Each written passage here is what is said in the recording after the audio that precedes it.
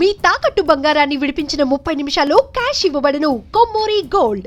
రాజమండ్రిలో సినిమా చూసి బయటకు వస్తున్నటువంటి ఒక మెడికో స్టూడెంట్ మీద యాక్సిడెంట్ అటాక్ జరిగినటువంటి విషయం తెలిసిందే. అయితే ఈ కేసులో అనేక అనుమానాలు ఉన్నాయి. ఈ కేసులో ముఖ్యంగా విచారణ తీరు కానీ ముందుకు వెళ్తున్నటువంటి పరిస్థితి కానీ ఇవన్నీ కూడా చాలా ఆవేదన కలిగిస్తున్నాయంటూ ప్రియాంకకు సంబంధించినటువంటి కుటుంబ సభ్యులు వాళ్ళ సన్నిహితులు బాధపడుతున్నటువంటి పరిస్థితి. ఎందుకంటే ప్రభుత్వం వైపు నుంచి ఒక మోరల్ సపోర్ట్ కూడా లేదు అనేటువంటి ఆవేదన ఆ కుటుంబంలో కనిపిస్తుంది. అసలు వాళ్ళు ఏమనుకుంటున్నారో మాట్లాడే ప్రయత్నం చేద్దాం.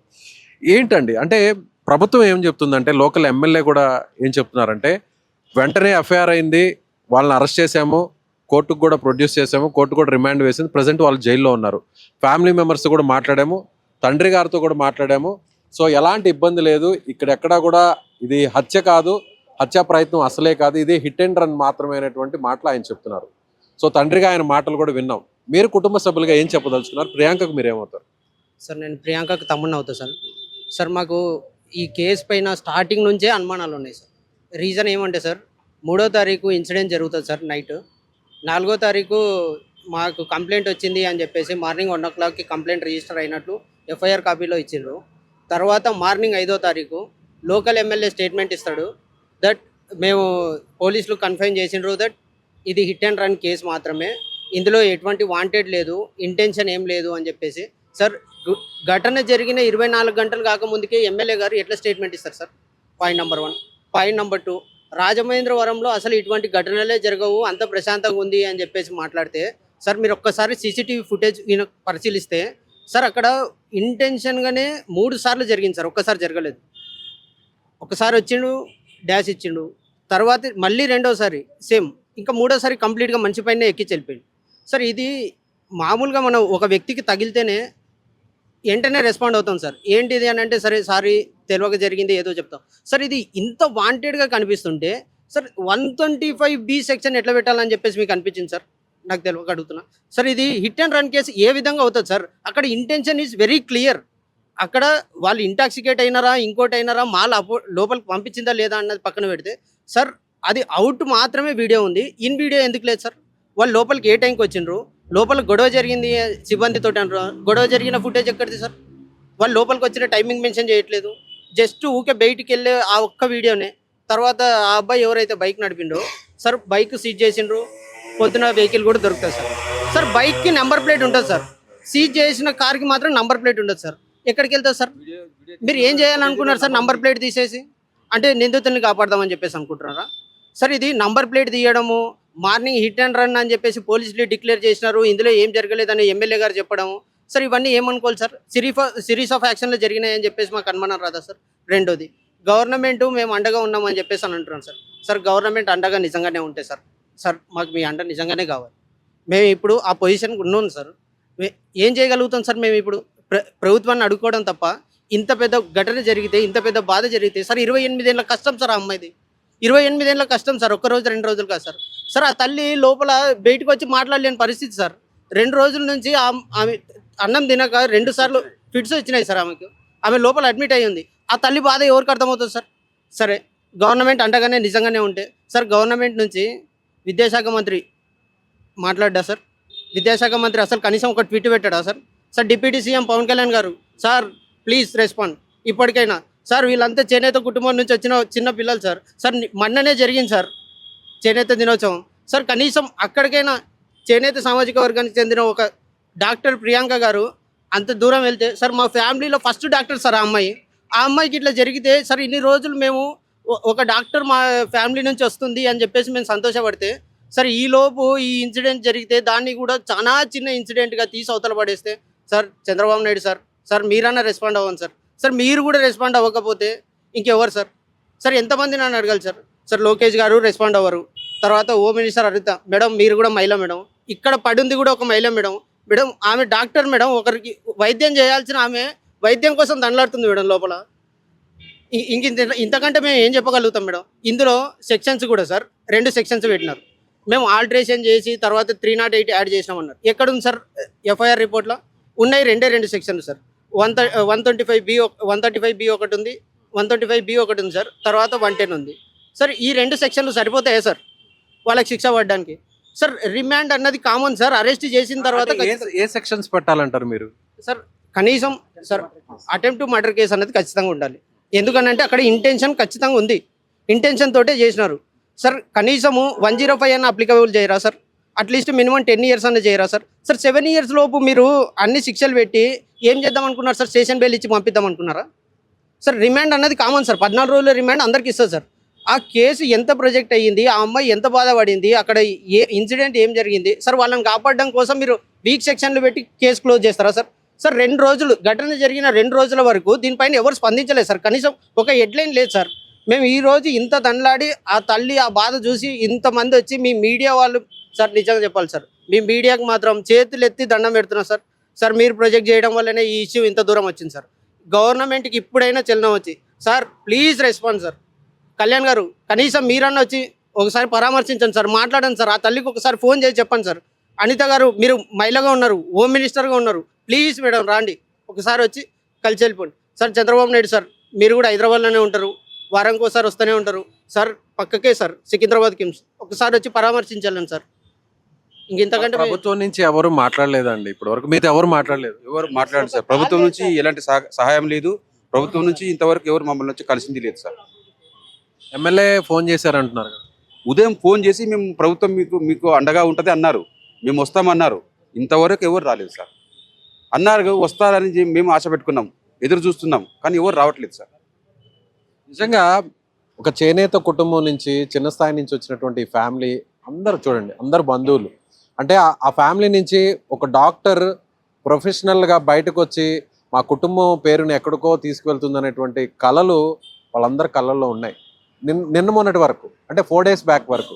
కానీ ఇవాళ అదే కుటుంబానికి సంబంధించిన ప్రియాంక చావు బతుకుల మధ్య కొనవు విపురుతో కొట్టుమిట్టాడడం, దానికంటే కూడా ఆ కేసు తర్వాత జరిగినటువంటి పరిస్థితులు వీళ్ళందరినీ ఎంతో బాధకు గురిచేస్తున్నాయి.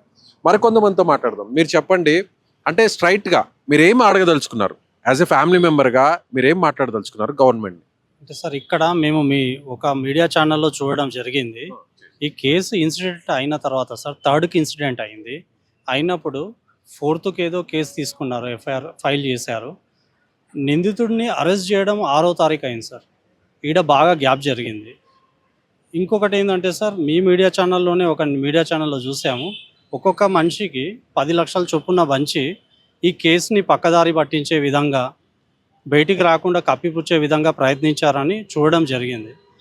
ఇంకొకటి తెలిసింది ఏంటంటే సార్, నిందితుడు ఎవరైతే ఉన్నారో వాళ్ళ తండ్రి మాజీ సర్పంచ్ అని, ఇంకా రాజమండ్రి మున్సిపల్ చైర్మన్ తాలూకు బంధువులని, రాజకీయ పార్టీ అండదండలు ఉన్నాయని, ఇవన్నిటితోటి కొంచెం వ్యవస్థని ప్రభావితం చేసి మేనేజ్ చేస్తున్నారని మాకు తెలిసింది సార్. ఇదొకటి. ఇంకొకటి ఏంటంటే సార్, మేము అక్కడి నుంచి తీసుకొని ఈ ట్రీట్మెంట్లో ప్రాణాలు దక్కించుకునే పనిలోనే ఉంటాం తప్ప అక్కడ కేసు వెంట పిఎస్లో వెళ్ళైతే కూర్చోలేం కదా సార్. ఫస్ట్ మాకు ఇది ఇంపార్టెంట్ కాబట్టి, ప్రాణాలు ఇంపార్టెంట్ కాబట్టి అక్కడ వెళ్ళైతే కూర్చోలేం సార్.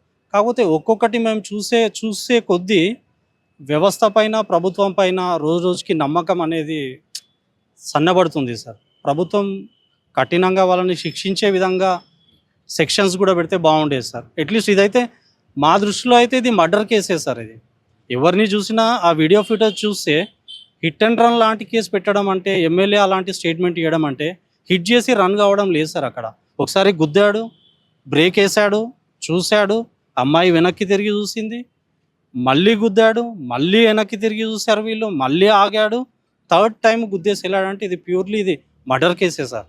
అలాంటి కఠినమైన సెక్షన్లు పెట్టి ఏదో స్టేషన్ బెయిల్ తీసుకొని రిమాండ్ అయిపోయిన తర్వాత స్టేషన్ బెయిల్ తీసుకొని వెళ్ళిపోయేటువంటి సెక్షన్లు పెట్టకుండా sir, home department particular responsible persons దీన్ని ఒక మర్డర్ కేసుగా, అటెంప్ట్ టు మర్డర్గా చూసి కఠినమైన శిక్ష పడేటట్లు చూసి నాన్ బెయిలబుల్ సెక్షన్స్ చేస్తే బాగుంటుంది సార్.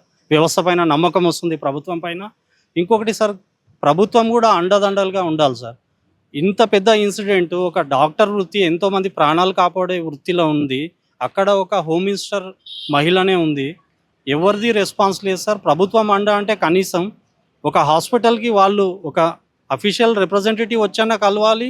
అట్లీస్ట్ హాస్పిటల్ మేనేజ్మెంట్కి ఒక అఫీషియల్గా ఒక నోటో, ఒక మెయిలో వాళ్ళ తరపు నుంచి ఒక కరస్పాండెన్స్ పంపించాలి సార్. మెరుగైన ట్రీట్మెంట్ అందించండి, మేము నిలబడతాం, భరోసా ఇవ్వడం అనేది. భరోసా ఇస్తున్నాము ప్రభుత్వం తరపు నుంచి, మీరు మెరుగైన వైద్యం అందించండి, మేము ఉన్నాము అలాంటి స్టేట్మెంట్ కూడా లేదు సార్. మేము అడిగాము, మేము హాస్పిటల్ మేనేజ్మెంట్ని అడిగాం సార్, మీకు ఎలాంటిదైనా ప్రభుత్వం నుంచి ఉందా అంటే ఏమీ లేదు సార్, మేము మాట్లాడడం తప్ప ఏమీ లేదు సార్. అంటే మా ఆశ ఏంటంటే సార్, మెరుగైన వైద్య సహాయం అనేది ఒక ప్రభుత్వం ఇన్వాల్వ్ అయ్యి ఒక కార్పొరేట్ హాస్పిటల్లో ట్రీట్మెంట్ ఇస్తున్నప్పుడు సార్, ఒక ప్రభుత్వం నుంచి ఇన్వాల్వ్ అయ్యి ఒక మెసేజ్ వెళ్తే ఆ సీరియస్నెస్ వేరుంటుంది సార్ ట్రీట్మెంట్ అందించడంలో. కానీ ఇలాంటిది ఉంది. ఇంకొకటి ఏంటంటే సార్, ఫైనాన్షియల్గా అయినా సరే సార్ ప్రభుత్వం అనుకొని సపోర్ట్ చేస్తే బాగుండేది.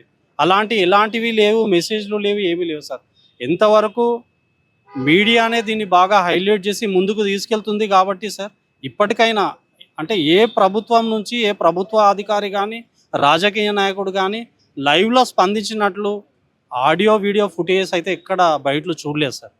ఓన్లీ ఏదో స్పందించినట్లు స్క్రోలింగ్లు ఎక్కడో వచ్చాయి తప్ప. ఇంకోటి నిందితుడిని కూడా కాపాడేటట్లు వ్యవహరించకుండా సార్, అంటే వ్యవస్థ పైన నమ్మకం పోకుండా సార్ కఠినమైన సెక్షన్లో అమలు చేస్తే బాగుంటుంది సార్. సార్ ఇంకోటి సార్, ఇక్కడ స్టేట్మెంట్లో ఆ ఎఫ్ఐఆర్ కాపీ ఏదైతే ఉందో అక్కడ రిమాండ్ రిపోర్ట్ ఏదైతే రాస్తారో అక్కడ స్టేట్మెంటు, ఆ బండి నడిపిన వ్యక్తి ఎవరైతే ఉన్నారో ఆ వ్యక్తి ఎంత సింపుల్గా చెప్తున్నాడంటే, జస్ట్ అది కనీసం 3 సార్లు మా పైన హిట్ జరిగింది, 3 సార్లు మా పైన అటాక్ చేసిండ్రు కార్ తోటి అన్న ఎక్కడ మెన్షన్ చేయకుండా సింపుల్గా ఒక్క స్టేట్మెంట్ తోటి క్లోజ్ చేసింది సార్. ఆ అబ్బాయి ఆయన ఆరన్ కొట్టలేదు, కార్ వచ్చింది మమ్మల్ని గుద్దేసింది సార్. ఈ ఒక్క స్టేట్మెంట్ సరిపోతుందా సార్?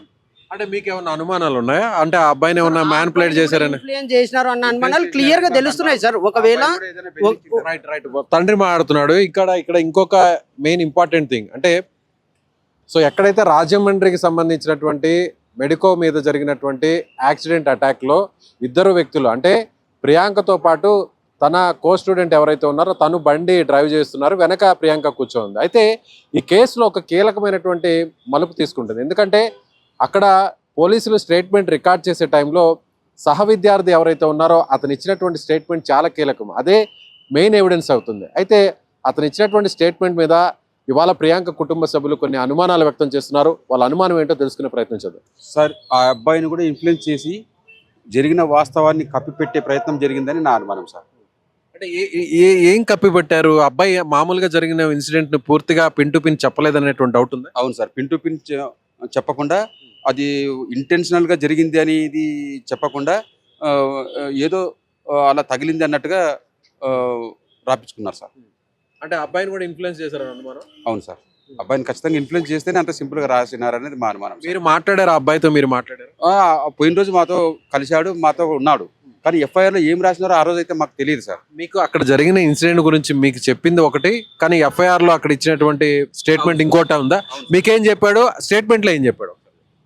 అక్కడ జరిగిన దారుణము ఫుటేజెస్ ఉన్నాయి, ఇలా హిట్ చేశారు, మీదికి ఎక్కించారని చెప్పాడు. తీరా ఎఫ్ఐఆర్ ఫైల్ అయిన తర్వాత చూస్తే దాంట్లో ఏం రాసినాడు, అది ఇంగ్లీష్లో రాసినారు సార్. హారన్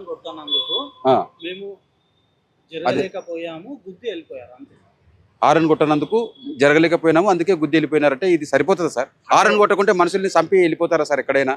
ఇది సరిపోతుందా సార్? అది ఆ అబ్బాయిని కూడా ఖచ్చితంగా ఇన్ఫ్లుయెన్స్ చేసినట్టు మాకు అనుమానం ఉంది సార్. అంటే మీ డౌట్ ఆ అబ్బాయిని కూడా ఇన్వెస్టిగేషన్ చేయాలంటారా? వాస్తవంగా అది వాస్తవం చెప్పడానికి ఆ అబ్బాయిని భయపెట్టినారని చెప్పి మాకు అనుమానం ఉంది సార్. సో తను బాధపడడం కానీ అట్లా మీతో మాట్లాడినప్పుడు కానీ ఇంటెన్షనల్ గా జరిగింది అనేటువంటి విషయాన్ని మీకు చెప్పాడు. సో ఇలా 3 సార్లు ఎఫ్ఐఆర్ బుక్ అయ్యే లోపల ఆ అబ్బాయిని ఇన్ఫ్లుయెన్స్ చేశారనేది మా అనుమానం ఉంది సార్. ఈ విషయాన్ని మీరు డిపార్ట్మెంట్కి చెప్పారా? పోలీస్ ఆఫీసర్స్ కానీ ఇన్వెస్టిగేషన్ ఆఫీసర్? ఎఫ్ఐఆర్ ఈ రోజే కాపీ పెట్టమని చెప్పి అడిగినాం సార్. ఆ ఎఫ్ఐఆర్ ఛార్జ్ షీట్ అది చూసిన తర్వాత మాకు ఈ అనుమానాలు కలిగినాయి సార్. మీకు సీసీటీవీ ఫుటేజ్ చూపించారా? మీరు చూసారా? అంటే మాకు సీసీటీవీ ఫుటేజ్ న్యూస్ ఛానల్ చేతికి ఇవ్వలేదు, ఉన్నాయన్నారు. అది మేము ఛానల్స్ ద్వారా న్యూస్ ద్వారా ఫుటేజెస్ పెట్టారు కదా, అది చూసినాం సార్. అది చూసిన తర్వాత జరిగిన సంఘటన వేరు, ఈ అబ్బాయిని ఇన్ఫ్లుయెన్స్ చేసి ప్రమాదం ఏదో సింపుల్గా అట్లా వచ్చి తగిలినందుకు అట్లా తగిలించిపోయినారు అన్నట్టుగా రాసి ఉంది సార్ ఎఫ్ఐఆర్లో. కాబట్టి ఆ పిల్లల్ని కూడా ఇన్ఫ్లుయెన్స్ చేసినారు అనేది మాకు తెలిసిపోతుంది సార్. సో అన్ని రకాలుగా మీకు అన్యాయం జరుగుతుంది? అన్ని రకాలుగా మాకు అన్యాయం చేయడానికి వీళ్ళంతా వాళ్ళకున్న ఇన్ఫ్లుయెన్స్ని ఉపయోగించినారు అనేది ఖచ్చితంగా మాకు అర్థమైంది సార్ ఇప్పుడు. మీకేంటి, మీకున్న అనుమానం ఏంటి? అంటే అబ్బాయి ఒక మాట ముందు మాట్లాడాడు, తర్వాత ఇంకో మాట మాట్లాడారని వాళ్ళ ఫాదర్ చెప్తున్నారు. యాజ్ ఏ బ్రదర్గా మీరే సార్ ఇందులో నిజం ఉంది సార్. ఎందుకంటే ఆ అబ్బాయి ముందు చెప్పిన స్టేట్మెంట్ ఒకటి సార్. ఎందుకంటే ఆ గొడవలో ఆ అబ్బాయి కూడా ఉన్నాడు. ఎందుకంటే ఆ ఇన్సిడెంట్ జరిగినప్పుడు బండి నడుపుతున్నదే ఆ అబ్బాయి. తర్వాత రిమాండ్ రిపోర్ట్ వచ్చిన తర్వాత ఈరోజు తీసుకొని చూస్తే అందులో అంత చిన్న సెంటెన్స్ తోటి ఆ ఇన్సిడెంట్ని కవర్ చేసిండు సార్. ఆ సెంటెన్స్ తోటే వాళ్ళు 125B అన్నది అప్లికబుల్ చేసినారు. అంతే తప్ప ఎక్కడ కూడా అక్కడ 3 times హిట్ జరిగింది మా పైన, మూడోసారి బైక్ కార్ ఎక్కించిండు తలపైన అన్నది ఎక్కడ కూడా అక్కడ రాయలేదు అని అంటే దాని అర్థం ఏంటి సార్? అక్కడ నుంచి కేసుని మిస్లీడ్ చేయాలి. ఇంకా మిస్లీడ్ చేయాలి అని చెప్పేసి అనుకుంటే న్యాయం ఎక్కడ జరుగుతుంది సార్ మాకు? అందుకే మేము కూడా కౌంటర్గా అతని మీద కేసు ఫైల్ చేసి తర్వాత మేము కూడా ఎవిడెన్స్ ఇవ్వాలి అని చెప్పేసి అనుకుంటున్నాం సార్. మేము ఫర్దర్గా ఖచ్చితంగా దీనిపైన పోరాడతాం సార్. బ్యాక్ స్టెప్ వేసే ప్రశ్నే లేదు. ఇంత దూరం వచ్చిన తర్వాత వెనకడుగు వేసే ప్రశ్నే లేదు సార్. ఎందుకంటే అక్కడ మాకు అమ్మాయి ఉంటుందో లేదో కూడా మాకు తెలియని పరిస్థితి సార్. క్రిటికల్గానే ఉంది సార్. అమ్మాయి ఆరోగ్యం చాలా క్రిటికల్గా ఉంది. బ్రతికే అవకాశాలు ఏమి రోజు రోజుకి క్షీణించిపోతున్నాయి సార్. మేమైతే ఈ న్యాయ పోరాటం కొరకు ఖచ్చితంగా పోరాడతాం సార్. వాస్తవంగా జరిగిన అన్యాయానికి న్యాయం జరిగేంత వరకు, వాళ్ళకి శిక్ష పడే వరకు మేము పోరాడతాం సార్. అలాగే ప్రియాంక బ్రదర్ ఒక మాట అంటున్నారు, అబ్బాయి మీద కూడా అవసరమైతే కేసు పెడతామంటున్నారు. నిజంగా అంత డేర్ స్టెప్ వేయడానికి రెడీగా ఉన్నారు? అంటే సార్ అక్కడ జరిగిన వాస్తవాన్ని ఆయనతో చెప్పనివ్వకుండా మేనేజ్ చేసినారు, ఇన్ఫ్లుయెన్స్ చేసినారు అనేది మాకు అర్థమవుతుంది సార్. కానీ అబ్బాయి కూడా ఇంటెన్షనల్గా అలా చేశాడా అనడానికి మరి అది వాస్తవాలు బయటకు రావాలంట, వాస్తవాలు బయటికి రావాలి సార్. కానీ జరిగిన దానికి ఇచ్చిన స్టేట్మెంట్కి చాలా ఇన్ఫ్లుయెన్స్ పని చేసిందని, వాళ్ళు అలా చేశారని మాకు అర్థమైంది సార్. సో ఇది ప్రియాంక కేసులో అనేక అనుమానాలు వ్యక్తం అవుతున్నాయి. సో కుటుంబ సభ్యులు, ప్రియాంక తండ్రి, వాళ్ళ సోదరుడు, అలాగే ఇతర కుటుంబ సభ్యులు అయితే కొన్ని అనుమానాలను వ్యక్తం చేస్తున్నారు. ఏమంటున్నారంటే ప్రియాంక ఎవరితో అయితే సినిమాకు వెళ్ళి తిరిగి బైక్ మీద వస్తున్నటువంటి క్రమంలో, ముఖ్యంగా ఆ స్కూటర్ని నడుపుతున్నటువంటి సహ విద్యార్థి ఎవరున్నారో ఆయన ఇచ్చినటువంటి స్టేట్మెంట్ అనేది చాలా కీలకమైనటువంటి సాక్ష్యంగా మారుతుంది. కానీ చాలా సింపుల్గా ఆ స్టేట్మెంట్ ఇవ్వడం వల్లే ఇవాళ సెక్షన్స్ అన్నీ కూడా మారిపోయాయి. కాబట్టి అతని మీద కూడా అవసరమైతే కేసు పెడతామనేటువంటి ఆవేదనను, అభిప్రాయాన్ని వ్యక్తం చేస్తుంది కుటుంబ సభ్యులు. సో ప్రియాంకకు సంబంధించినటువంటి ఇన్సిడెంట్ అనేక మలుపులు తిరుగుతుంది. ముఖ్యంగా ఒక వైద్య విద్యార్థిని మీద జరుగుతున్నటువంటి ఈ పరిస్థితి ఆ కుటుంబం తట్టుకోలేకపోతుంది. ఆ ప్రస్తుతం అమ్మాయి ప్రాణాలతో కొట్టుమిట్టాడుతూ కొన ఊపిరితో ఉన్నటువంటి పరిస్థితి. చూద్దాం ఏం జరుగుతుందో, ప్రభుత్వం దీన్ని ఏ విధంగా టేకప్ చేస్తుంది, ఇంకా సీరియస్గా యాక్షన్ తీసుకొని మరిన్ని వాస్తవాలు బయటకు రావడానికి ఇన్వెస్టిగేషన్ ప్రాసెస్ని మరింత ముందుకు తీసుకెళ్లేటువంటి పరిస్థితి ఉందో లేదో వేచి చూద్దాం.